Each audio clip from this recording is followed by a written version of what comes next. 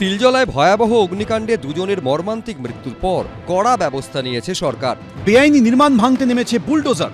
তিলজলার ভয়াবহ অগ্নিকাণ্ড মনে করিয়ে দিচ্ছে গত জানুয়ারি মাসে আনন্দপুরের কাছে নাজিরাবাদের ঘটনা। 25শে জানুয়ারির ভয়াবহ সেই অগ্নিকাণ্ড। এক রাতে জীবন্ত পুড়ে ছাই হয়ে যান 27 জন মানুষ। নিমেষে তছনছ হয়ে যায় এতগুলো সংসার। মঙ্গলবার তিলজলার অগ্নিকাণ্ডের প্রেক্ষিতে নাজিরাবাদের প্রসঙ্গ টেনে কড়া হুঁশিয়ারি দেন পুর ও নগর উন্নয়ন মন্ত্রী অগ্নিমিত্রা পাল। ওয়াও মোমোর কারখানাতে 30 জন পুড়ে ছাই হয়ে গেল। আগের সরকার আনসারেবল ছিল না, অ্যাকাউন্টেবল ছিল না। ঘুষ নিয়ে নিয়ে মানুষকে একদম যৌতুকগৃহ তৈরি করে দিয়েছেন আজকে পশ্চিমবঙ্গ। শুধু কলকাতা নয়, শুধু তিলজলা নয়, সব জায়গাতে।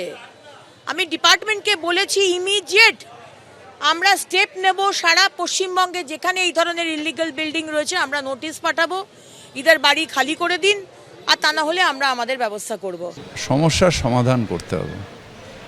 আমি বলবো লেফট ফ্রন্টের সময় থেকে হয়েছে, উনি বলবেন আমার সময় হয়েছে। এই কাদা ছোড়াছড়ি তো কোনো অর্থ হয় না। সমস্যা যেগুলো আছে সেগুলো আমরা এর আগেও একটা কমিটি করে ফায়ারের দায়িত্ব দিয়ে ফায়ার অডিট করাতে বলেছিলাম, রিপোর্টটা আসেনি, কিন্তু শেষগুলো করে যাতে একটা সমাধান হয়, সুষ্ঠু সমাধান হয়, না সেই উপর আসে। ফায়ার অডিটের রিপোর্ট কেন আসেনি এই প্রশ্ন তুলে মেয়রকে আক্রমণ করেছে বিজেপি। মানুষ তো একটা কমিটি, তদন্ত কমিটির জন্য আরেকটা তদন্ত কমিটি, সেই তদন্ত কমিটির রিপোর্ট আসার আগে আরও 4টে ঘটনা ঘটে যাওয়া, তার জন্য কমিটি দীর্ঘসূত্রিতার হাত থেকে মুক্তি চেয়েছিলেন। এটাই হওয়া উচিত। যে গভর্নমেন্ট গভর্নেন্স দিতে পারবে না সেই গভর্নমেন্ট না হয়ে গভর্নমেন্ট হয়ে যাবে, যেটা আগে ছিল। তো এই গভর্নমেন্ট মানে ডরম্যাট গভর্নমেন্ট আর কি, দুটো মিলিয়ে মিশিয়ে গভর্নমেন্ট। তো এতদিন তো গভর্নমেন্ট চলেছে, এখন গভর্নমেন্ট চলছে। আনন্দপুরের নাজিরাবাদের যে জায়গায় এই ঘটনা ঘটেছিল তা সোনারপুর উত্তর বিধানসভা কেন্দ্রের অন্তর্গত। ঘটনার সময় এখানকার বিধায়ক ছিলেন তৃণমূলের ফিরদৌসী বেগম। তারপর রাজ্যে ক্ষমতার পালাবদল ঘটেছে। বিধানসভা নির্বাচনে সোনারপুর উত্তর বিধানসভা কেন্দ্র থেকে জয়ী হয়েছেন বিজেপির দেবাশিস ধর। আমরা মানুষকে কমিট করেছিলাম যারা যারা দোষী আছে এদের বিরুদ্ধে ব্যবস্থা নেওয়ার।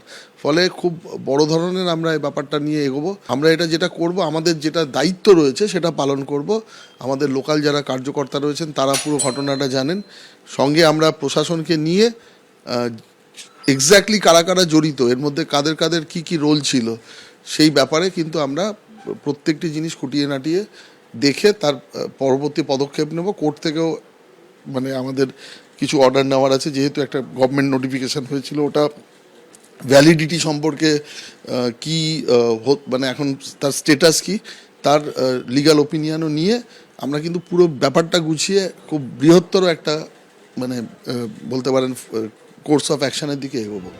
নাজিরাবাদের অগ্নিকাণ্ডে তৃণমূল সরকারের ভূমিকা নিয়েও প্রশ্ন তোলেন সোনারপুর উত্তরের বিজেপি বিধায়ক। নাজিরাবাদ ঘটনা হওয়ার পরে সবথেকে আশ্চর্যজনক ঘটনা ঘটেছিল যে কেসটা রেজিস্টার্ড হয়েছিল নরেন্দ্রপুর থানায়, কিন্তু অদ্ভুতভাবে তার কয়েকদিন পরে একটা মানে তদন্ত যখন শুরু হলো, তদন্তটাকে শেষ করার জন্য বা ধামাচাপা দেওয়ার জন্য একটা গভর্নমেন্ট নোটিফিকেশান বেরোলো, যেটা গেজেট নোটিফিকেশান বেরোয়। তৎকালীন হোম সেক্রেটারি, উনি পরবর্তীকালে চিফ সেক্রেটারি হয়ে যান, নন্দিনী চক্রবর্তী। উনি একটা মানে আমি জানি না আগের মমতা ব্যানার্জির গভর্নমেন্টে উনি একটা বিশেষ রোল প্লে করতেন, লাইক রাজীব কুমার বা আলাপন বন্দ্যোপাধ্যায়। উনি নোটিফিকেশান বার করে এই দুটো থানা ক্রিয়েশনের কথা বলা হলো। দুটো থানা ক্রিয়েশন করে একটা থানাতে আপনার কেসটা ট্রান্সফার করার জন্য নরেন্দ্রপুর থানা থেকে বলা হলো। তা এর পরে কিন্তু কি হয়েছে, তদন্ত কোথায় এগিয়েছে, তাহলে সেক্ষেত্রে নরেন্দ্রপুর থানা যেহেতু নতুন থানা ক্রিয়েশনই হয়নি, কেস ডায়েরি কোথায় গেল? আর যখনই কোনো কোর্টে দেখবেন যেন এফআইআর হয়ে যায়, তখন কোর্টে একটা ডকেট নাম্বার পড়ে, আর সেই নাম্বারটার পরে সেই ব্যাপারটা কিন্তু মানে কোর্টের আওতাধীন অনেকগুলো মানে অ্যারেস্ট করা বা অন্যান্য কিছু সেটা কোর্টের আওতাধীন হয়ে যায়। কিন্তু তারপরে কি অগ্রগতি হয়েছে কেউ জানে না। সব মিলে তিলজলার অগ্নিকাণ্ড ফের উস্কে দিয়েছে নাজিরাবাদের স্মৃতি। অর্ণব মুখোপাধ্যায়, হিন্দোল দে, এবিপি আনন্দ। এবিপি আনন্দ, এগিয়ে থাকে, এগিয়ে রাখে।